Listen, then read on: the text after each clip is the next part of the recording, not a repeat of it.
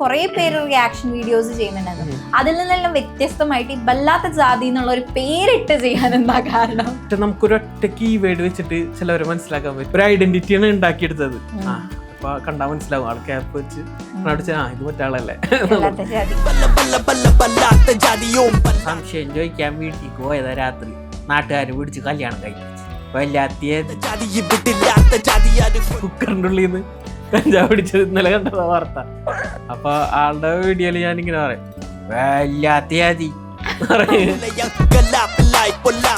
നമ്മൾ വീഡിയോസ് കാത്തിരിക്കുന്ന ഒരുപാട് പേരുണ്ടെന്നേ. അതാണ് പൈസയേക്കാളൊക്കെ വലുത് നമ്മളുടെ ഒരു ആർട്ട് ജനങ്ങൾ അംഗീകരിക്കുക. എന്താ പറയാ, അതെ അതെ. തെറികൾ ഇങ്ങനെ യൂസ് ചെയ്യുന്നത് ചിലപ്പോൾ ആളുകൾ ചിരിപ്പിക്കാൻ വേണ്ടിയിട്ടായിരിക്കും തെറികൾ യൂസ് ചെയ്യണം. അതിന്റെ ആവശ്യമില്ല. എന്ത് ദേഷ്യം വന്നാലും എന്തൊരു കുറുമ്പനത്. കുറുമ്പന്നെ അല്ലേ, നല്ല കുറുമ്പുണ്ട്, അത്ര മതി. ടീച്ചർമാര് തന്നെ വിത്ത് പാകിയിട്ടതാണ് നമ്മളിവിടെ വരെ എത്തിയതേ. സ്കൂളിനും അങ്ങനെ അവാർഡ്സുകളൊക്കെ കൊടുക്കുമ്പോഴേ ആ ഒരു ഇതുണ്ടല്ലോ, സ്കൂളിന്റെ റെപ്യൂട്ടേഷന്.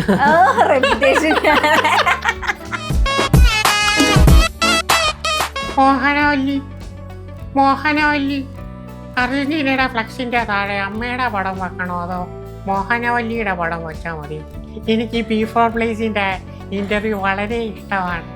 അന്നമ്മയുടെ ചിരിയുണ്ടല്ലോ, വല്ലാത്തൊരു രസമുള്ള ചിരിയാണ്. Hi all, welcome to P4 Plays Malayalam. This is Anna. നമ്മൾ ഒരുപാട് കണ്ടന്റ് റിയാക്ഷൻ വീഡിയോസ് ചെയ്യുന്ന ആൾക്കാരെ കണ്ടിട്ടുണ്ട്. എന്നാൽ ഒരു ഇന്റർനാഷണൽ ബല്ലാത്ത ജാതിയായ ഒരു ടീമാണ് നമ്മുടെ കൂടെ ജോയിൻ ചെയ്യുന്നത്. സോ ലെറ്റ്സ് വെൽക്കം റിജാസ്ക. ഞാൻ ഭയങ്കര വലിയൊരു ഫാനാണ് ആ ബല്ലാത്ത ജാതി. എന്തുകൊണ്ടാണ് ഇങ്ങനെ ഒരു റിയാക്ഷൻ വീഡിയോ ചെയ്യാം? പല ജോണേഴ്സിൽ ചെയ്യാം. ഇപ്പം റീൽസ് ആയിട്ട്, അല്ലാതെ ഡബ് സ്മാഷ് ചെയ്യാം, അല്ലെങ്കിൽ റിവ്യൂ വീഡിയോ ചെയ്യാം. എന്തുകൊണ്ടാണ് ഇങ്ങനെ ഒരു റിയാക്ഷൻ വീഡിയോ എന്ന ജോണർ ചൂസ് ചെയ്തത്? അതായത് എന്തെങ്കിലുമൊക്കെ ചെയ്യണം എന്ന് ഒരുപാട് കാലമായിട്ട് ആഗ്രഹം ഉണ്ടായിരുന്നു. കാരണം സ്കൂളിൽ പഠിക്കുന്ന ആ കാലഘട്ടത്തൊക്കെ ഭയങ്കര പെർഫോമർ ആയിരുന്നു. സ്കൂൾ സ്റ്റേജും മിമിക്രിയും ഓണാക്റ്റും ഒക്കെ ആയിട്ട് ഇങ്ങനെ ഭയങ്കര വീട്ടിൽ നിന്ന് ഒരു സപ്പോർട്ട് ഇല്ലാത്തതുകൊണ്ട് പിന്നെ പ്രവാസിയായതാണ്. അപ്പോൾ അവിടെ നിന്നിട്ട് ബംഗാളികളെ മേച്ച് പണിയുടെ ബിയലനെ പണിയെ ക്യാബായി വെറും ചീത്തവിളി ഇത് തന്നെ. അപ്പോൾ ഇങ്ങനെ ഇടയ്ക്ക് ഡ്യൂട്ടി ടൈമിലൊക്കെ ഇങ്ങനെ ചിന്തിക്കുക എന്തെങ്കിലുമൊക്കെ ചെയ്യണം എന്ന് ഭയങ്കര നമ്മളുടെ ഒരു സിഗ്നേച്ചർ ഉണ്ടാക്കിയിടണം എന്നുള്ളത്. കാരണം ആ ഒരു കയ്യടികളൊക്കെ ആയിരുന്നു നമ്മളുടെ ഭയങ്കര എന്താ പറയുക, നമ്മൾ ബൂസ്റ്റ് ചെയ്തിരുന്ന സാധനം. സ്റ്റേജിൽ നമ്മൾ പെർഫോം ചെയ്യുമ്പോൾ പെട്ടെന്ന് കയ്യടികളെല്ലാം നിലച്ചുപോയി. അതെ, ഇപ്പൊ ഒരുപാട് ഹീലിംഗ് ആണ് ഓരോരുത്തർക്ക് നമ്മുടെ വീഡിയോ കണ്ടിട്ടേ. അപ്പൊ എന്തെങ്കിലുമൊക്കെ വെറൈറ്റി ചെയ്യണം എന്നുള്ളൊരു സാധനമായിരുന്നു കൺസെപ്റ്റില്. അങ്ങനെ ഫ്രണ്ട്സൊക്കെ ആയിട്ട് കോണ്ടന്റ് ക്രിയേഷൻ ചെയ്തു തുടങ്ങി. പലർക്കും സാമ്പത്തികമായിട്ടുള്ള ബുദ്ധിമുട്ടുകൊണ്ട് അറിയാലോ, ആ ഒരു സമയം എന്ന് പറഞ്ഞാൽ അങ്ങനെയാണ്. എല്ലാവരും പ്രവാസത്തിലോട്ട് പോയി. അപ്പൊ എനിക്കാകെ പിന്നെ ഒറ്റയ്ക്ക് ചെയ്യാൻ പറ്റിയൊരു വഴി തന്നെ ഉള്ളൂ റിയാക്ഷൻ വീഡിയോസ്. റിയാക്ഷൻ വീഡിയോസ് നമ്മൾ ഒരുപാട് കാണാറുണ്ടല്ലോ. എന്ത് നല്ല എല്ലാവരും, എനിക്ക് തോന്നുന്നു കുറെ പേര് റിയാക്ഷൻ വീഡിയോസ് ചെയ്യുന്നുണ്ടായിരുന്നു. അതിൽ നിന്നെല്ലാം വ്യത്യസ്തമായിട്ട് ഈ ബല്ലാത്ത ജാതി എന്നുള്ള ഒരു പേരിട്ട് ചെയ്യാൻ എന്താ കാരണം? വല്ലാത്ത ജാതി എന്നുള്ളത് ആദ്യമേ വല്ലാത്ത ജാതി എന്ന് പറഞ്ഞിരുന്നില്ല.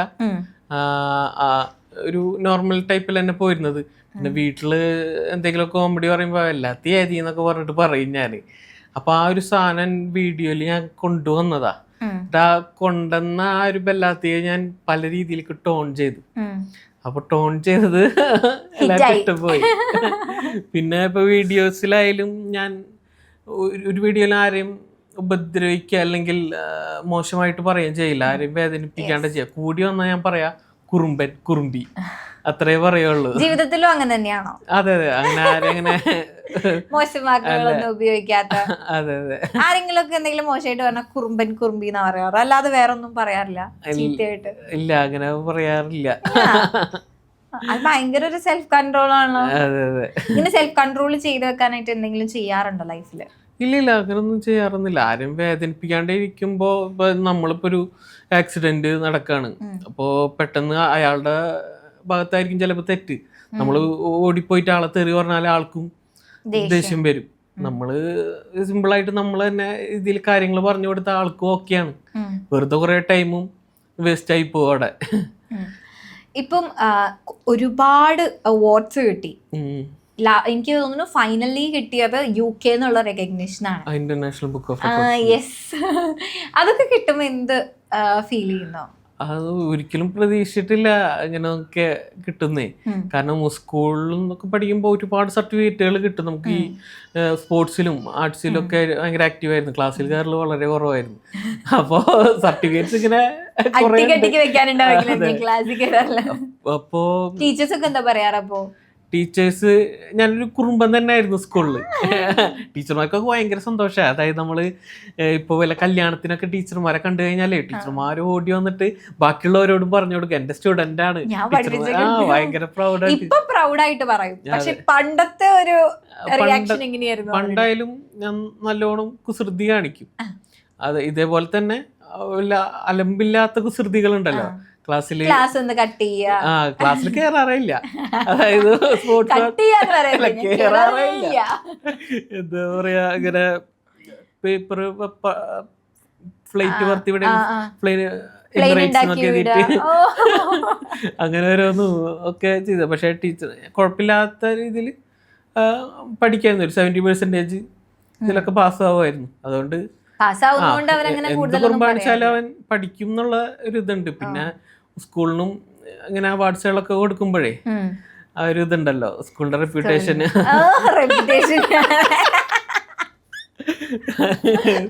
സ്കൂളിന്റെ അഭിമാനമായിരുന്നു. അപ്പൊ അങ്ങനെ ടീച്ചർമാർക്കൊക്കെ ഭയങ്കര ഇഷ്ടമാണ്. ഇപ്പോഴും ഭയങ്കര ഇഷ്ടമാണ്. ടീച്ചർമാര് തന്നെ വിത്ത് പാകിയിട്ടതാണ് നമ്മളിവിടെ വരെ എത്തിയതേ. കാരണം ഞാൻ പറയുകയാണെങ്കിൽ തന്നെ ഞാൻ വളരെ ഇൻട്രോവേർട്ടാണ്. ഇൻട്രോവേർട്ടായ ആള് അങ്ങനെ ക്ലാസ്സിൽ ഒരു ദിവസം ഒരു പയ്യൻ കുഞ്ഞിക്കൂനെ അഭിനയിച്ചു, ദിലീപേണ്ട. അപ്പൊ ഞാൻ പറഞ്ഞു, ടീച്ചർ ഞാൻ ഒന്ന് ചെയ്തു നോക്കട്ടെ. എനിക്കൊരു ആഗ്രഹം പോയിട്ട് ഞാൻ ചെയ്തു നോക്കി. എനിക്കൊരു പേടിയുണ്ട് എന്താവുന്നുള്ളൊരു സാധനം. ആ കുഞ്ഞിക്കൂനൻ ചെയ്തപ്പോ ഭയങ്കര കയ്യടി കിട്ടി. അപ്പൊ ഞാൻ ചോദിച്ചു, എനിക്കൊരു ഇങ്ങനെ ഒരു സംഭവം മിനിക്കെടുത്താലോ. അങ്ങനെ മിനിക്കെടുത്ത് ഒരു സ്കിറ്റ് കാര്യങ്ങളൊക്കെ ചെയ്തു തുടങ്ങി. മനസ്സിലായി നമ്മള് അങ്ങനെ നിൽക്കേണ്ട ഒരാള്. അതെ, നമ്മള് വിചാരിച്ച ചെയ്യാത്ത പറ്റാത്തൊന്നുമില്ല നമുക്ക് തന്നെ. എന്തായാലും എനിക്ക് അറിയാം, ഇങ്ങോട്ട് ചോദിക്കില്ല കുഞ്ഞിക്കൂന് ഞാൻ ചെയ്തോട്ടെ എന്ന്. ഞാൻ അങ്ങോട്ട് കുഞ്ഞിക്കൂനെന്താ വേണ്ട. എനിക്ക് എന്തായാലും സ്കൂളില് മിമിക്രി ഒക്കെ ചെയ്തിട്ടുണ്ടാവുമല്ലോ. കാരണം നമുക്ക് സ്കൂളിൽ റിയാക്ഷൻ വീഡിയോ ചെയ്ത് അവാർഡ് കിട്ടാൻ ഒരു വകുപ്പ് ഞാൻ കാണുന്നില്ല. അപ്പൊ മിമിക്രി ചെയ്തിട്ടുണ്ടാവുമല്ലോ. ഏതെങ്കിലും രണ്ടെണ്ണം ഞങ്ങൾക്ക് വേണ്ടിട്ട്. യെസ്. നമുക്ക് തട്ടിമുട്ടി സീരിയലില്ലേ, അതിൽ അർജുനേട്ടനില്ലേ, പുള്ളിയുടെ ശബ്ദം മോഹനവല്ലി അർജുനയുടെ ഫ്ലക്സിൻ്റെ താഴെ അമ്മയുടെ പടം വെക്കണോ അതോ മോഹനവല്ലിയുടെ പടം വെച്ചാൽ മതിയോ? അമ്മയുടെ പടം വെക്കുന്നതായിരിക്കും നല്ലതല്ലേ? എൻ്റെ കവിത നിങ്ങൾ കേട്ടിട്ടുണ്ടോ? എനിക്ക് P4 പ്ലേസിൻ്റെ ഇൻ്റർവ്യൂ വളരെ ഇഷ്ടമാണ്. അന്നമ്മയുടെ ചിരിയുണ്ടല്ലോ, വല്ലാത്തൊരു രസമുള്ള ചിരിയാണ്. മോഹനവല്ലി ഇത് കേൾക്കണ്ട. വല്ലാത്തൊരു രസം എന്നാണ്, വല്ലാത്ത ജാതി പറയാൻ നോക്കിയിരിക്കുന്നു. അടുത്തത് നമുക്ക് ബിന്ദു പണിക്കരുടെ സ്കൂളിൽ പഠിക്കുമ്പോഴൊക്കെ മെയിനായിട്ട് ചെയ്തിരുന്നൊരു സാധനമാണ്. മാസ്റ്റർ പീസ് ആയിരുന്നു അന്നത്തെ ടൈമിലൊക്കെ. ഇപ്പൊ കുറെ നാളായിട്ട് മിമിക്രി ഒന്നും ടച്ച് ഇല്ല. റിയാക്ഷൻസ് അന്ന് ചെയ്തത്. എടാ അശോക, 5ാം ക്ലാസ് മുതൽ 10ാം ക്ലാസ് വരെ ക്ലാസ്സിൽ ഞാനായിരുന്നു ഫസ്റ്റ്. പക്ഷെ റിസൾട്ട് വന്നപ്പോ ഞാൻ തോറ്റു. അതെങ്ങനെയാ? ഐറ്റിങ്ങൾക്കൊട്ടും സ്നേഹമില്ലല്ലോ. അടിപൊളിയായിട്ടുണ്ട്. എനിക്ക് തോന്നുന്നു റിയാക്ഷൻ അൽഗോറിതം ഇപ്പം ചിലപ്പോ ചേർന്ന് റിയാക്ഷൻ വീഡിയോസ് ആയിരിക്കും കേറി കിടക്കാം. പക്ഷെ ഇടയ്ക്ക് ഒന്ന് മിമിക്രി ചെയ്യുവാണെങ്കിൽ കൊള്ളായിരുന്നു. ഇടയ്ക്ക് ഒരു റിയാക്ഷനിൽ എന്തെങ്കിലുമൊക്കെ ഒരു പാട്ടിൽ വരുമ്പോൾ ഞാൻ ഇടാറുണ്ട്. അതുണ്ട്. പക്ഷെ മിമിക്രിയും കാണാൻ ആഗ്രഹമുള്ളവരുണ്ടാവില്ലേ? മിമിക്രി എന്ന് വെച്ചാലേ നമ്മളത് പ്രാക്ടീസ് ചെയ്തുകൊണ്ടിരിക്കണം. ആ സൗണ്ട് ഇങ്ങനെ മോഡുലേഷനും കാര്യങ്ങളൊക്കെ. മിമിക്രി എളുപ്പമല്ല ശരിക്കുള്ള മിമിക്രി എന്ന് പറയുന്നത്. അതിങ്ങനെ പ്രാക്ടീസ് ചെയ്തുകൊണ്ടിരിക്കണം. മിമിക്രിയിലും പാടുള്ള ഒരു കാര്യമാണ് ഒരാളെ ചിരിപ്പിക്കുക എന്നുള്ളത്. തീർച്ചയായും അതെനിക്ക് തോന്നുന്നു ഈവൻ ഞാൻ പോലും ഭയങ്കര സങ്കടപ്പെട്ടിരിക്കുന്ന സമയത്തൊക്കെ ഈ വീഡിയോ കണ്ടു കഴിഞ്ഞാൽ ഞാൻ തന്നെ അറിയാതെ ചിരിച്ചു. അതേപോലെ ഒരുപാട് കമന്റ്സ് കിട്ടുന്നുണ്ടാവും. അപ്പൊ അതെങ്ങനെയാ സാധ്യമാവുന്നത്? അത് ആ ഒരു പാറ്റേണിലേക്ക് അങ്ങനെ കൊണ്ടുവന്നതാ. നമുക്ക് ഒരാളുടെ അബദ്ധങ്ങളായിരിക്കും കൂടുതൽ നമ്മൾ ചിരിക്കുക അല്ലേ. നമ്മളിപ്പോ എന്നെ ഇവിടെ നിന്ന് പെട്ടെന്ന് വീണാൽ ഞാൻ ചിരിക്കും അല്ലേ. അപ്പോൾ അങ്ങനത്തെ ഒരു സാധനം ഞാൻ ചിലപ്പോൾ ക്ലൈമാക്സിലേക്കായിരിക്കും ആ ഒരു വീഡിയോ കണ്ടുപിടിക്കാൻ തന്നെ ഭയങ്കര ബുദ്ധിമുട്ടാണ്. രാത്രി ഇരുന്നാൽ തന്നെ ചിലപ്പോൾ പിറ്റേ ദിവസം ഉച്ചയ്ക്ക് ആകുമ്പോൾ വീഡിയോ കിട്ടുള്ളൂ. ഡെയിലി 4-5 വീഡിയോസ് ഇടണം. അത് ഞാൻ എവിടെ പോയാലും, ഇപ്പോൾ ട്രിപ്പ് പോയാലും എവിടെയെങ്കിലും ഒരു മതിൽ വെച്ചിട്ട് ഞാൻ വീഡിയോ എടുക്കും. കൺസിസ്റ്റൻസി ഇട്ടിട്ട് യാതൊരു കളിയില്ല. കൺസിസ്റ്റൻസി അത് വിട്ടിട്ട് യാതൊരു കളിയില്ല. അതുകൊണ്ടാണ് പ്രൊഫഷണൽ ഡാഷ്ബോർഡിൽ ഒരു 100 മില്യൺ ഒക്കെ ഇപ്പോഴും നിൽക്കുന്നത്. അതാണ് നമ്മളൊരു പ്രൊമോഷൻ വീഡിയോ ചെയ്താൽ തന്നെ അതാണ് ഭയങ്കര റിസൾട്ട് ഉണ്ടാവും. ആ ഒരു കൺസിസ്റ്റൻസി നമ്മൾ ചെയ്യുന്നുണ്ടേ. ഡെയിലി 4 വീഡിയോസ് എങ്ങനെ പോയാലും എവിടെ പോയാലും ഇടും. ഇപ്പം എനിക്ക് തോന്നുന്നു ഒരുപാട് പേര് നമ്മൾ ഇൻസ്റ്റഗ്രാമിലൂടെ ചിരിപ്പിക്കുന്നവരുണ്ടാവും.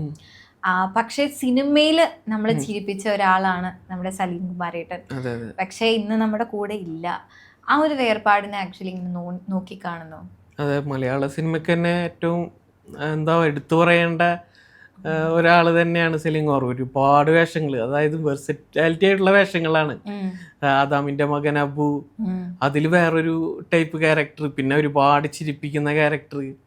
ശരിക്കും എന്നെ സംബന്ധിച്ചിടത്തോളം ഞാൻ മിമിക്രി വന്ന ഒരാളാണല്ലോ. അപ്പൊ നമുക്ക് പുള്ളിയൊക്കെ എന്താ പറയാ, അതെ പാഠപുസ്തകങ്ങളാണ്. അത് കേൾക്കുമ്പോ തന്നെ വളരെ വിഷമുള്ളൊരു വാർത്തയായിരുന്നു. വളരെ അപ്രതീക്ഷിതമായൊരു വയ്യാണ്ടൊന്നല്ല പുള്ളി കിടന്നിരുന്നത്. അതാണ് അങ്ങനെ. അതുപോലെ തന്നെ ഏറ്റവും എനിക്ക് വിഷമമായ ഒരു മരണമായിരുന്നു നമ്മുടെ മണിച്ചേട്ടന്റെ പേരിൽ എനിക്ക് തോന്നുന്നു അവാർഡ് വരെ കിട്ടിയിട്ടുണ്ടായിരുന്നു. അത് അന്ന് ഇട്ടിരുന്ന വീഡിയോ കലാഭവൻ മണിച്ചേട്ടന്റെ സ്റ്റാച്യുവിന്റെ ഒപ്പം നിന്നിട്ടുള്ള ഒരു വീഡിയോ. അതെന്താ അങ്ങനെ എല്ലാവരും അറിയണം എന്ന് വിചാരിക്കാൻ കാരണം? അതായത് മണിച്ചേട്ടന്റെ പേരിലുള്ള അവാർഡ് എന്നെ കിട്ടിയെന്ന് പറഞ്ഞ് വിളിച്ചു പറഞ്ഞപ്പോ എനിക്ക് ഭയങ്കര ഇഷ്ടമുള്ളൊരു മിമിക്രി, ആക്ടിങ് ആയാലും പാട്ട്, നാടൻ പാട്ടായാലും, പ്രത്യേകിച്ച് നമ്മളുടെ ചാലക്കുടി, നമ്മുടെ തൃശ്ശൂര്. അപ്പോ നേരെ ഒന്നും നോക്കില്ല, ഇത് കേട്ടറിഞ്ഞതും ഓക്കെയാണോ, നിങ്ങളെ പറ്റിക്കാൻ പറഞ്ഞതാണോ? കാരണം റിയാക്ഷൻ വീഡിയോസ് ചെയ്യുന്നവർക്കൊന്നും അവാർഡ് കൊടുക്കാറില്ല. ഇത് കേട്ടതും നേരെ ബൈക്ക് എടുത്തിട്ട് വിട്ടു ചാലക്കുടി. അവിടെ സ്റ്റാച്യു ഉണ്ട് നമ്മുടെ മണിച്ചേട്ടൻ്റെ, ഒരു ലൈബ്രറിയാന്ന് തോന്നുന്നു. പിന്നെ വീടിൻ്റെ ഭാഗത്താണ്, അവിടെയാണ് അടക്കിയിരിക്കുന്നത്. അപ്പോൾ അതിന് കുറച്ച് നീങ്ങിയിട്ടാണ് മണിച്ചേട്ടൻ്റെ സ്റ്റാച്യു ഉള്ളത്. അപ്പോൾ അവിടെ പോയിട്ട് നേരെ സെൽഫി ഇതിൽ പിടിച്ചിട്ടാണ് ഞാൻ പറഞ്ഞത്. ആ ഒരു ഇതേ അഭിമാന നിമിഷമായിരുന്നു. ഇപ്പം നമ്മൾ ഇങ്ങനെയുള്ള അവാർഡ്സും കാര്യങ്ങളും റെക്കഗ്നിഷൻസും ഒക്കെ വരുന്നതിന് മുന്നേ എന്തായിരുന്നു ചെയ്തുകൊണ്ടിരുന്നത്? ബിഫോർ ഇൻസ്റ്റഗ്രാം എന്തായിരുന്നു? സേഫ്റ്റി ഓഫീസർ ആയിരുന്നു ഖത്തറിൽ സേഫ്റ്റി ഓഫീസർ ആയിരുന്നു. പ്രവാസി മിക്കപ്പോഴും പറയുമ്പോൾ ചിരി വന്നതാണ്. ഞാൻ ചോദിക്കാൻ വിചാരിച്ച ക്വസ്റ്റ്യൻ ഭയങ്കര സെന്റിമെന്റൽ ആയിട്ടുള്ള ഒരു ക്വസ്റ്റ്യൻ ആയിരുന്നു. നോർമലി നമ്മൾ കേൾക്കുന്ന ഒരു കാര്യമാണ് പ്രവാസികളുടെ ബുദ്ധിമുട്ട്, അവിടുത്തെ കഷ്ടപ്പാടുകൾ നമ്മൾ വിചാരിക്കുന്ന പോലെ അത്ര എളുപ്പമല്ല എന്ന് കേൾക്കാറുണ്ട്. അതെത്രത്തോളം അനുഭവിക്കേണ്ടി വന്നിട്ടുണ്ട് ലൈഫിൽ? ശരിക്കും പ്രവാസം ഭയങ്കര സീനാണ്. പ്രവാസം ആലോചിക്കുമ്പോഴേ അതെ, നമ്മളുടെ ആ ഒരു ചുറ്റുപാടിന്ന്, ഫ്രണ്ട്സിൻ്റെ ഇടയിൽ നിന്ന്, വീട്ടുകാരുടെ ഇടയിൽ നിന്നൊക്കെ പോയിട്ട് വേറെ നമുക്കറിയാത്ത ആളുകളായിരിക്കും. അപ്പൊ അവരുടേതായ ഇഷ്ടങ്ങളുണ്ടാവും. ഇന്ന സമയത്ത് ഉറങ്ങണം, ശബ്ദം പാടില്ല, ഇതുപോലെ ഭക്ഷണം കഴിക്കണം, ഇന്ന സമയത്ത് ഇതാവണം എന്നൊക്കെ. അത് നമ്മൾ ശരിക്കൊരു എന്താ പറയാ, ഒരു ജയിലിലൊക്കെ അകപ്പെട്ടെന്ന് പോലെ എന്നൊക്കെ പറയാം. പക്ഷെ എല്ലായിടത്തും അങ്ങനെയല്ല. ചിലയിടത്തൊക്കെ നല്ല ഫ്രണ്ട്ലി ആയിട്ട് പോകുന്ന റൂമുകളും കാര്യങ്ങളൊക്കെ ഉണ്ട്. പക്ഷെ എന്തായാലും പറഞ്ഞാൽ പലരും പ്രവാസികൾ നിറയെ പെട്ടുപോണതാ. അതായത് ഫാമിലിക്കും അല്ലെങ്കിൽ നാട്ടുകാർക്കും വേണ്ടി കഷ്ടപ്പെട്ട് പ്രവാസിൽ പണിയെടുക്കുന്നവരെ ഒരുപാട് പേരുണ്ട്. പിന്നെന്ന് വെച്ചാൽ മൈൻഡ് സെറ്റാണ്. നമ്മളുടെ മൈൻഡ് സെറ്റ് അത് ബ്രേക്ക് ചെയ്ത് വന്നാൽ നമുക്ക് ഇഷ്ടമുള്ള പോലെ നമുക്ക് കാര്യങ്ങൾ ചെയ്യാൻ പറ്റും. പക്ഷെ പലർക്കും അത് പറ്റില്ല. പലരുടെയും മനസ്സ് അങ്ങനെ ആയിരിക്കുമല്ലോ. എല്ലാരും ഇവിടുന്ന് പോകുന്ന പ്രവാസികൾ പറയുന്ന ഒരൊറ്റ കാര്യമാണ്, എന്താ പറയാ, 3-4-5 വർഷം കൊണ്ട് ഞാൻ പൈസ ആക്കിയിട്ട് നാട്ടിലൊന്ന് സെറ്റിൽ ആകുന്നു. ഒരിക്കലും നടക്കാത്ത കാര്യമാണ്. അവിടെ വന്നു കഴിഞ്ഞാൽ പിന്നെ പെട്ടു. അതേപോലെ പെട്ടുപോയ ഒരാള് നമുക്കറിയാം, ഈ ഇടയ്ക്ക് മലയാളക്കരയ്ക്ക് അദ്ദേഹത്തെ തിരിച്ചു കിട്ടിയിരുന്നു. അബ്ദുൾ റഹീം എന്ന് പറഞ്ഞ് ഒരുപാട് സ്വപ്നങ്ങളായിട്ട് കയറിപ്പോയതാണ്. പിന്നീട് ജയിൽവാസം ആയിരുന്നു ഉണ്ടായത്. അപ്പൊ ആ ഒരു സംഭവത്തിനെ എങ്ങനെയാ നോക്കി കാണുന്നത്? അദ്ദേഹത്തിൽ നിന്നൊരു തെറ്റ് പറ്റി, പക്ഷെ അത് അറിയാണ്ട് പറ്റിയൊരു തെറ്റാണ്. അതിൽ അദ്ദേഹത്തിന് വിഷമമുണ്ട്. പക്ഷെ എന്താ പറയാ, നമ്മള് മലയാളികളെല്ലാരും കൂടെ നിന്ന് ഇത്രയും പൈസ നമ്മൾ സമ്പാദിച്ച് അദ്ദേഹത്തിന് ഇവിടെ കൊണ്ടുവന്നല്ലോ. അത് മലയാളികളുടെ ഒരു പവർ തന്നെയാണ്. എവിടെയും അതെ, എവിടെയും എഴുതി വെക്കാൻ പറ്റിയൊരു ഒരു ചരിത്രം തന്നെയാണ് അത്. അപ്പൊ പിന്നീട് നമ്മൾ കണ്ടത് അദ്ദേഹം നാട്ടിൽ വന്നതിന് ശേഷം പൊന്നാട അണിയിക്കുന്നു. പിന്നെ അവിടെ ഇവിടെ എല്ലാം ഒരുപാട് എന്താ പറയുക, മീറ്റിംഗ്സും കാര്യങ്ങളും ഒക്കെ നടക്കുന്ന ഇന്റർവ്യൂസും ഒക്കെ. അങ്ങനെ ഒരു സ്വീകരണം കൊടുക്കേണ്ട ഒരു കാര്യമാണോ എന്ന് തോന്നുന്നുണ്ടോ? ഇല്ല, ഒരിക്കലും കൊടുക്കേണ്ട ആവശ്യമില്ല. കാരണം എല്ലാവർക്കും പുള്ളിയുടെ കഥകൾ അറിയാം. പിന്നെ ഈ സോഷ്യൽ മീഡിയയിൽ പോയിരുന്നിട്ട് അല്ലെങ്കിൽ ഇന്റർവ്യൂകളിൽ പോയിരുന്ന് പറയേണ്ട ആവശ്യമില്ല. അത് ആളുകൾക്കത് കമന്റ്സ് നോക്കിയാൽ തന്നെ അറിയാം, ആർക്കും അത് ഇഷ്ടപ്പെടുന്നില്ല. പിന്നെ ഈ ഇങ്ങനെ പൊക്കിയെടുത്ത മലയാളികൾ തന്നെ ഒറ്റടിക്ക് നിലത്തടിക്കും. അത് നമ്മൾ കാണേണ്ടി വന്നിട്ടുണ്ട് ആക്ച്വലി. ഓക്കെ, അപ്പം നമ്മളിപ്പോൾ ഇക്കയുടെ വീഡിയോസിലെടുത്ത് നോക്കുകയാണെങ്കിൽ ഭൂരിഭാഗം വരുന്ന കമന്റ്സ് ഉണ്ടാവും, നിനക്കൊക്കെ വല്ല പണിക്കും പൊയ്ക്കൂടെ എന്നുള്ളത്. അപ്പൊ അപ്പാർട്ട് ഫ്രം ദിസ്, ഇൻസ്റ്റഗ്രാം അല്ലാതെ എന്തെങ്കിലും ചെയ്യുന്നുണ്ടോ? അതെ, ഞാൻ പറഞ്ഞല്ലോ, ഈ സേഫ്റ്റി ഓഫീസറായിട്ടായിരുന്നു വർക്ക്. അവിടെ നിന്നാണ് മനസ്സിലാക്കിയത് നമ്മളുടെ മേഖല ഇതല്ല എന്നുള്ളത്, സ്കില്ല്. അങ്ങനെയാണ് ഡിജിറ്റൽ മാർക്കറ്റിംഗ് ആണല്ലോ ഇപ്പോൾ എല്ലായിടത്തും. ഏത് കമ്പനിക്കും ഡിജിറ്റൽ മാർക്കറ്റിംഗ് ഇല്ലാണ്ട് പറ്റില്ല. മാത്രമല്ല അത്രയും ജോബ് വേക്കൻസികൾ ഇപ്പോൾ കേരളത്തിലായാലും പുറത്തായാലും ഉണ്ട്. അങ്ങനെയാണ് ഡിജിറ്റൽ മാർക്കറ്റിംഗ് പഠിക്കാൻ വേണ്ടി ഇവിടെ എത്തിയത്. അങ്ങനെ പഠിച്ചു. ഞാൻ ഇപ്പോൾ വർക്ക് ചെയ്യുന്ന സോഷ്യൽ മീഡിയ സ്ട്രാറ്റജിസ്റ്റ് ആയിട്ടാണ്. സോഷ്യൽ മീഡിയ സ്ട്രാറ്റജിസ്റ്റ്, അതായത് ഒരു കമ്പനി അല്ലെങ്കിൽ ബ്രാൻഡ് അല്ലെങ്കിൽ ഒരു പ്രൊഡക്റ്റ് എങ്ങനെ സോഷ്യൽ മീഡിയയിൽ കൂടെ വളർത്തിയെടുത്ത് അതിന് ബിസിനസ് ഉണ്ടാക്കാം എന്നുള്ള രീതിയിലാണ് ഞാൻ വർക്ക് ചെയ്യുന്നത്. വളരെ കുറച്ച് ബ്രാൻഡുകളെ മാത്രം ഞാൻ ഫോക്കസ് ചെയ്തിട്ട് വർക്ക് ചെയ്യുന്നത്. ഒരുപാട് പേരെടുത്ത് വർക്ക് ചെയ്യാൻ എനിക്ക് ഒട്ടും താല്പര്യമില്ല. കാരണം റിസൾട്ട്, അതെ, ക്വാളിറ്റി എനിക്ക് വേണം. കാരണം ഞാൻ ഓൾറെഡി പ്രൂവ് ചെയ്തതാണ് എൻ്റെ പ്രൊഫൈലിലൂടെ ഗ്രോത്ത് ആയിട്ടുള്ളത്. ആ ഗ്രോത്ത് തന്നെ എനിക്ക് എൻ്റെ ക്ലയൻസിനും കാണിച്ചു കൊടുക്കണം. ഇപ്പം അങ്ങനെ ഒരു ഇൻസ്റ്റഗ്രാം ഇൻഫ്ലുവൻസർ ആകണമെന്ന് ആഗ്രഹമുള്ള ആളുടെ അടുത്ത് എന്തായിരിക്കും, as A social media strategist, എന്തായിരിക്കും പറഞ്ഞു കൊടുക്കാനുള്ള ഒരു ഉപദേശം, അതായത് അഡ്വൈസ്? നമ്മളുടെ പേഴ്സണൽ ഈഗോ ഉണ്ട് നമുക്കെല്ലാവർക്കും. ആ ഒരു പേഴ്സണൽ ഈഗോ ബ്രേക്ക് ചെയ്ത് കഴിഞ്ഞാലേ ഈ ഒരു സോഷ്യൽ മീഡിയ ലൈഫ് മുന്നോട്ട് കൊണ്ടുപോകാൻ പറ്റുള്ളൂ.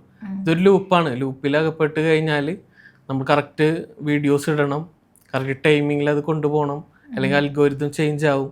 അങ്ങനെയൊക്കെ ഒരുപാട് ബുദ്ധിമുട്ടുകളുണ്ട്. അപ്പോൾ ആ പേഴ്സണൽ ഈഗോകളൊക്കെ മാറ്റി വെച്ച് ഇതിലേക്ക് നമ്മൾ മുന്നിട്ട് ഇറങ്ങിയിട്ട്, മാത്രമല്ല കൺസിസ്റ്റൻസിയാണ് ഇതിൻ്റെ കീ. അതെ, കൺസിസ്റ്റൻസി ഉണ്ടെങ്കിൽ നന്നായിട്ട് ഗ്രോ ചെയ്യാൻ പറ്റും. അതാണ്.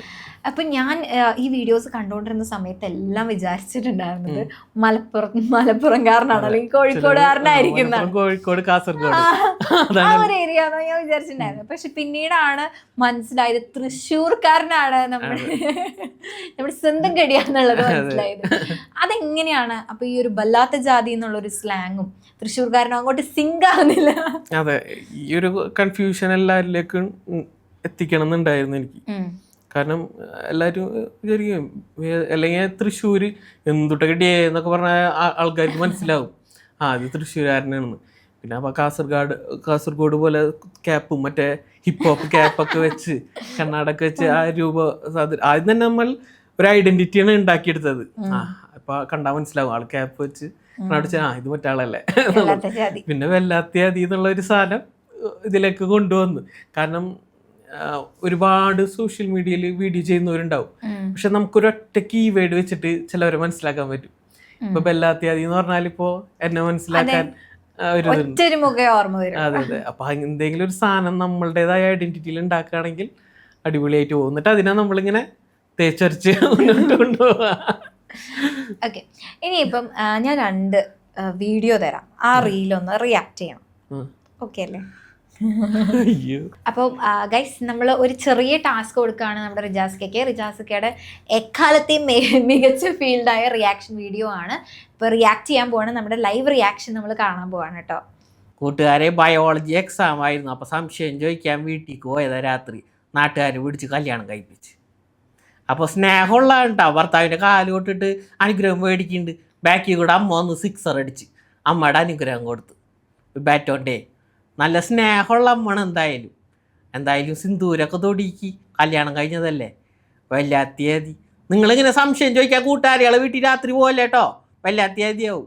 ഇങ്ങനെ ഒരു ലൈവ് റിയാക്ഷൻ കാണാൻ സാധിച്ചതിൽ ഒരുപാട് സന്തോഷമുണ്ട്. ഓക്കെ, ഇപ്പം നമ്മൾ ലൈഫിൽ എപ്പോഴും ഭയങ്കര സ്റ്റേബിൾ ആയിട്ടുള്ള ഒരാളായിരിക്കണം എന്നൊന്നുമില്ല. നമ്മുടെ ഡ്രീംസ് നമ്മൾ വളർന്നു വരുന്നതനുസരിച്ച് മാറിക്കൊണ്ടിരിക്കും. അപ്പം കുട്ടിക്കാലത്തെ റിജാസ്കയ്ക്ക് എന്താവണമെന്നായിരുന്നു ആഗ്രഹം? കുട്ടിക്കാലം എന്നൊക്കെ പറയുന്ന വെച്ചാൽ ആ ഒരു 5ാം ക്ലാസ് മുതൽ ഈ കലാപരമായിട്ടുള്ള ഫീൽഡിൽ തന്നെ ആയിരുന്നു. അപ്പം 5ാം ക്ലാസ് വരെ? 5ാം ക്ലാസ് വരെ ഭയങ്കര ഇൻട്രോട്ട്, ആരോട് സംസാരിക്കുന്നില്ല, അങ്ങനത്തെ ഒരു ക്യാരക്ടറായിരുന്നു. പിന്നീട് അവിടെ നിന്ന് ഫുള്ള് സ്റ്റേജ് പെർഫോമൻസ് അങ്ങനെ ഒന്നും ആവണം എന്ന് ആഗ്രഹമൊന്നും ഉണ്ടായിരുന്നില്ല? 5ാം ക്ലാസ് വരെ ഡോക്ടർ, ടീച്ചർ അങ്ങനത്തെ സാധനങ്ങളൊന്നും ഇതുവരെ മനസ്സിൽ വന്നിട്ടില്ല? ഇല്ലില്ല, അങ്ങനത്തെ ഒരു ഇതൊന്നും വന്നില്ല. വിഷ്വൽ മീഡിയ കാര്യങ്ങളൊക്കെ പഠിക്കണം എന്നൊക്കെ ഒരു ആഗ്രഹം ഉണ്ടായിരുന്നു. അങ്ങനെ എന്തെങ്കിലും നമ്മളുടെ സ്കിൽഡ് ആയിട്ടുള്ള സാധനങ്ങളൊക്കെ. നമ്മൾ ഒരുപാട് തെറ്റുകൾ ചെയ്തിട്ടുണ്ടാവും നമ്മുടെ ചൈൽഡ്ഹുഡിൽ. അപ്പോൾ ഇപ്പോൾ ഒരു ചാൻസ് കിട്ടുവാണ്, ചൈൽഡ്ഹുഡിലേക്ക് തിരിച്ചു പോകാൻ പറ്റുകയാണെങ്കിൽ ആ കുട്ടിക്കാലത്തേക്ക് തിരിച്ചു പോയിട്ട് ഏതൊരു തെറ്റായിരിക്കും തിരുത്തുക? ഏതൊരു തെറ്റാണ് തിരുത്താന്ന് ചോദിച്ചാൽ എന്താ പറയാ, ടീച്ചർമാരൊക്കെ കുറെ കുസൃതികളായാലും അങ്ങനെ തമാശ രീതിയിലൊക്കെ. അപ്പോൾ അത് ടീച്ചർമാർക്ക് ചിലപ്പോൾ ഹേർട്ടായിട്ടുണ്ടാവില്ല, എന്നാലും ചിലർക്ക് ഹേർട്ടായിട്ടുണ്ടാവും. എല്ലാ ടീച്ചർമാരും ഒരുപോലെ നിൽക്കണം എന്നില്ലല്ലോ നമ്മുടെ അടുത്ത്. അപ്പോൾ അതൊരു വിഷമമായിട്ടുള്ള പോലെ തോന്നിയിട്ടുണ്ട്.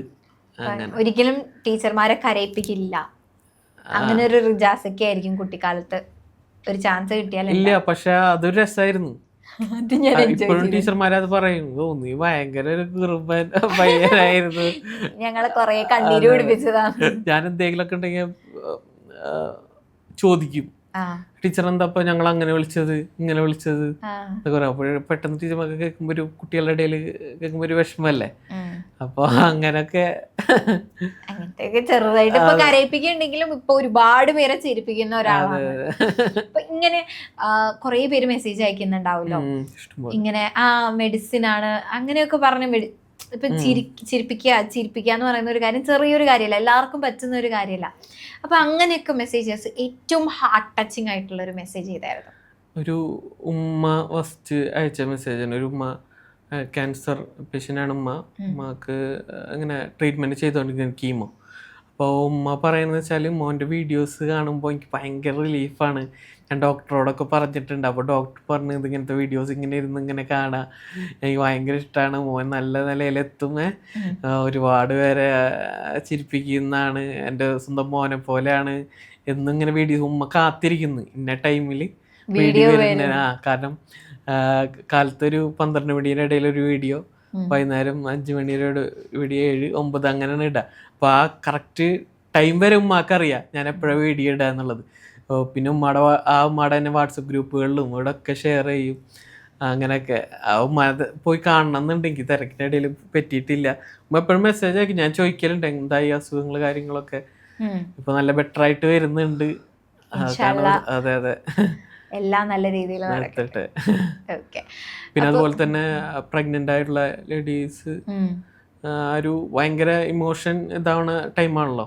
നമ്മളെ വീഡിയോസ് കണ്ടിട്ട് ഭയങ്കര സന്തോഷമാണെന്ന് പറയാറുണ്ട്. പിന്നെ പോസ്റ്റ്മോർട്ടം പീരീഡിലുള്ള സ്ത്രീകൾ അവരും പറയാറുണ്ട്. അതുപോലെ തന്നെ ഒരു കുഞ്ഞ് ഒരുപാട് ആഗ്രഹിച്ചിട്ട് കിട്ടിയതാണ് ഒരു കുഞ്ഞ്. അത് പ്രസവം കഴിഞ്ഞ് 20 ദിവസം കഴിഞ്ഞപ്പോൾ മരണപ്പെട്ടു. അപ്പോൾ ചിരിക്കാൻ മറന്നുപോയ ആ ഒരു സഹോദരി എൻ്റെ വീഡിയോ കണ്ടിട്ട് പിന്നെ ചിരിക്കാൻ തുടങ്ങി എന്നാ പറഞ്ഞത്. അതൊക്കെയാണ് ഏറ്റവും വലിയ പാട് നമ്മളെ സംബന്ധിച്ചിടത്തോളം. ഈ അതൊക്കെ കിട്ടുന്ന കേൾക്കുമ്പോ അംഗീകാരങ്ങൾ മുന്നോട്ട് പോവാന് അതൊക്കെയാണ്. അതായത് ചില ദിവസങ്ങൾ തോന്നും ഇനിയിപ്പോൾ വീഡിയോ 2 ഇട്ടാലോ. നമ്മൾ വീഡിയോസ് കാത്തിരിക്കുന്ന ഒരുപാട് പേരുണ്ടെന്നേ, ഇതേപോലെ എന്താ പറയുക ഒരു റിലീഫ് അല്ലെങ്കിൽ ഒരു ഹാപ്പിനെസ് ആയിട്ടേ. അതാണ് പൈസയേക്കാളൊക്കെ വലുത് നമ്മളുടെ ഒരു ആർട്ട് ജനങ്ങൾ അംഗീകരിക്കുക, എന്താ പറയാ ചിരിക്കാൻ അതെ മറന്നുപോയ അതെ ആൾക്കാരെ അതെ ചിരിപ്പിക്കുക എന്ന് അതെ പറയുന്നത് വലിയൊരു മറ്റുള്ളവരിൽ കാര്യമാണ്. നമ്മളുടെ ഒരു വാക്കുകൾ കൊണ്ട് സന്തോഷം പകരാന്നുള്ള അതിന് വലിയ എന്താ പാടാ വേണ്ട അല്ലേ. അതാണ് ഇങ്ങനെ ഒരുപാട് അവാർഡ്സ് കിട്ടുന്നുണ്ട്, അതുകൂടാതെ വേറെ കുറെ അവാർഡുകൾ കിട്ടുന്നുണ്ട്. അതെ ഇപ്പം ലൈഫ് ഒട്ടുമിക്ക ഒരു അവാർഡ് മയമാണ്. പക്ഷെ ഞാൻ ഇങ്ങനെ കുറെ നമ്മൾ മിക്ക ഹാസ്യ നടന്മാരുടെ അടുത്തും ചിരിപ്പിക്കുന്ന ഇതേപോലെ റീൽസ് ചെയ്യുന്ന ആൾക്കാരുടെ അടുത്തും സംസാരിക്കുമ്പോൾ അവർ പറയുന്ന ഒരു കാര്യമാണ്, മറ്റുള്ളവരെ ചിരിപ്പിക്കാൻ പറ്റാറുണ്ട് പക്ഷെ പലപ്പോഴും ജീവിതത്തിൽ സ്വന്തം ചിരിക്കാൻ മറന്നു പോകുന്നുണ്ട്. അങ്ങനെ എപ്പോഴെങ്കിലും ഒരു സാഹചര്യം ഉണ്ടായിട്ടുണ്ടോ? അങ്ങനെ ഫീൽ ചെയ്തിട്ടുണ്ട്. നമ്മൾ ഒരുപാട് പേരെ ചിരിപ്പിക്കുക, നമ്മളും ചിരിക്കാൻ മറന്നു പോകണം, നമ്മളുടെ ആ ഒരു സംഭവങ്ങൾ ഇങ്ങനെ ഫീൽ ചെയ്യാറുണ്ട്. നമ്മുടെ ലൈഫിൽ എന്തെങ്കിലും ഭയങ്കരമായിട്ടുള്ള ഒരു ബുദ്ധിമുട്ട് വരുമ്പം. അതെ അതെ എപ്പോഴും ഹാപ്പിനെസ് ആയിട്ട് ഇരിക്കാനാണ് ശ്രമിക്കാറ് കൂടുതൽ. അങ്ങനെയാണ്. ഒരുപാട് പൈസകൾക്കൊന്നും ഞാൻ അങ്ങനെ ചിന്തിക്കാറില്ല. അതായത് ഹാപ്പി ആയിട്ട് പോവുക, അതായത് മറ്റുള്ളവരെ ഹാപ്പി ആക്കിയിരിക്കുക. അങ്ങനെ അവരുടെ സ്നേഹം പ്രാർത്ഥന ഉണ്ടെങ്കിൽ നമ്മൾ എവിടെയും അതാണ്. ഓക്കെ, ഈ ഒരു കഴിവ് എപ്പോഴെങ്കിലും ഭാര്യയിൽ പ്രയോഗിച്ചിട്ട് സക്സസ് ആയിട്ടുണ്ടോ, ചിരിപ്പിക്കാനുള്ള ഒരു കഴിവ്? അതെ അതെ ചിരിപ്പിക്കാനുള്ള കഴിവെന്ന് വെച്ചാൽ എന്തെങ്കിലും തല്ലുകൂടിയൊക്കെ ഇരിക്കുമ്പോ എന്തെങ്കിലുമൊക്കെ അത് കേൾക്കുമ്പോഴേ അങ്ങനെയൊക്കെ ആയിട്ട്. ഓക്കെ, അപ്പം വല്ലാത്ത ജാതി എന്ന് പറഞ്ഞ ഡയലോഗ് ആണല്ലോ നമ്മുടെ ഒരു വാട്ടർ മാർക്ക് എന്ന് പറയുന്നത്. അപ്പം ആ ഒരു ഡയലോഗ് ഒരു 5 ഭാവങ്ങളിൽ 5 ഭാവങ്ങൾ യെസ് 5 ഭാവങ്ങളിൽ പറയാം. ഇതിപ്പോ ഒരു ദേഷ്യം എന്തെങ്കിലും ഒരാള് കഞ്ചാവ് പിടിച്ചിട്ട് നിൽക്കണം. കഞ്ചാവ് ഇപ്പൊ ഒരു വീഡിയോ കണ്ട് കുക്കറിൻ്റെ ഉള്ളിൽ നിന്ന് കഞ്ചാവ് പിടിച്ചത് ഇന്നലെ കണ്ടതാ വാർത്ത. അപ്പൊ ആളുടെ വീഡിയോയില് ഞാനിങ്ങനെ പറയും വല്ലാത്തയാതി ആ ഒരു ദേഷ്യത്തിൽ പോലും എനിക്ക് മാത്രമല്ല എല്ലാവർക്കും ചിരിക്കാനായിരിക്കും തോന്നുന്നുണ്ടാവുക. അതെ. പിന്നെ ഇപ്പൊ ഒരാള് പെട്ടെന്ന് കൂട്ടുകാരെ നോക്കൂ, അവര് എന്ത് രസമുള്ള ഭാര്യയും ഭർത്താവിലും നേരായ പാതയിലൂടെയാണ് അവര് പോണത്, പെട്ടെന്ന് ആയിരിക്കും വീഴുക. പക്ഷെ അത് ശ്രദ്ധിച്ച് കിടക്കണ്ടേ വല്ലാത്തയാതി ആ ഒരു സാധനം പറയും. പലതും പല ടൂണാണ് കൊടുക്കുക എല്ലാത്തിനും. അടുത്തത് പിന്നെന്താ നാണം വന്നിട്ട് ഒരു വല്ലാത്ത ജാതി, അതെനിക്ക് കേൾക്കണം. അതായത് വല്ല കിസ്സിങ് സീനോ അങ്ങനെ എന്തെങ്കിലും വല്ലാത്തയാതിയില്ലേ അങ്ങനെ. അതേപോലെ തന്നെ ഹിറ്റ് ആയിട്ടുള്ളതാണ് കുറുമ്പൻ കുറുമി. യെസ്, അതെന്ന് വെച്ചാലേ പല വീഡിയോയിലും കണ്ടിട്ടില്ല, ഒരുപാട് പേര് തെറി യൂസ് ചെയ്യും. ഇപ്പൊ സിനിമയിൽ തന്നെ മോളിവുഡ് ടൈംസ് സിനിമ കണ്ടിരുന്നോ? ഇല്ല, ആ സിനിമയിൽ തെറികൾ ഇങ്ങനെ യൂസ് ചെയ്യുന്നത് ചിലപ്പോൾ ആളുകൾ ചിരിപ്പിക്കാൻ വേണ്ടിയിട്ടായിരിക്കും തെറികൾ യൂസ് ചെയ്യണത്. അതിൻ്റെ ആവശ്യമില്ല. തെറി പറഞ്ഞിട്ട് ആളുകളെ ഒരിക്കലും ഒരു സിനിമയിൽ ചിരിപ്പിക്കേണ്ട ഒരു കാര്യമില്ല. ആ ഒരു വേർഡ് കണ്ട് കുട്ടികളും കാണുന്നതാണ്, സിനിമ കാണുന്നതാണ്, അത് അവർക്ക് ഇൻഫ്ലുവൻസ് ആവും. നാളെ ഇതുപോലത്തെ ഒരു സിറ്റുവേഷൻ വന്നാൽ ആ കുട്ടികൾ ഈ സിനിമ കണ്ടിട്ടുള്ളതായിരിക്കും അവരുടെ തലയിലുണ്ടാവുക, അത് നേരെ അവർ പ്രയോഗിക്കും. അത് വേണ്ട. അതുകൊണ്ടാണ് എനിക്ക് എന്ത് ദേഷ്യം വന്നാലും എന്തൊരു കുറുമ്പനാ അത്, കുറുമ്പൻ തന്നെ അല്ലേ, നല്ല കുറുമ്പുണ്ട്, അത്ര മതി. അപ്പോൾ നമ്മൾ ഇപ്പോൾ ഒരാളെ ദേഷ്യമായിട്ട് പറയാൻ റിയാക്ട് ചെയ്യാനായി ആൾക്കും സന്തോഷം, നമുക്കും സന്തോഷം, യാതൊരു പ്രശ്നം. അതെ, പേഴ്സണൽ ഒരു നമ്മൾ ഇത് അറ്റാക്കില്ല. അത് കാരണം ഞാൻ റിയാക്ട് ചെയ്യുന്ന ആർക്കും എന്നോടൊരു വിഷമവും ഇല്ല ഇതുവരെ.